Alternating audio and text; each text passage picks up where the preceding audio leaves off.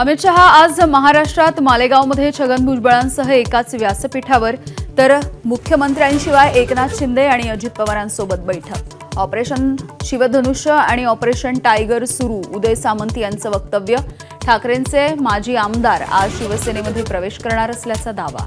वेळ आली की स्वबळाचा निर्णय घेतल्याशिवाय राहणार नाही। उद्धव ठाकरेंकडून आगामी निवडणुका स्वबळावरती लढण्याचे संकेत। कोणत्याही खुर्चीपेक्षा स्वाभिमान महत्त्वाचा। शिवसेनेच्या मेळाव्यामधून उपमुख्यमंत्री एकनाथ शिंदे यांचं वक्तव्य। आपण डीसीएम म्हणजेच डेडिकेटेड कॉमन मॅन असल्याचा पुनरुच्चार। सरपंच संतोष देशमुखांच्या हत्येसाठी वापरलेल्या हत्यारांच्या संदर्भात धक्कादायक माहिती उघड। हत्येसाठी तलवारीसारखे धारदार शस्त्र, 4 लोखंडी रॉड, फायटर, कत्तीचा वापर झाल्याचं एसआयटी तपासामधून समोर। तरुणीच्या आत्महत्येप्रकरणी मंत्री संजय राठोड यांना दिलासा। पोस्टमॉर्टम रिपोर्टवरती आधारित पोलिसांचा अहवाल हायकोर्टाने स्वीकारला। फौजदारी कारवाईची मागणी करणारी याचिका निकाली।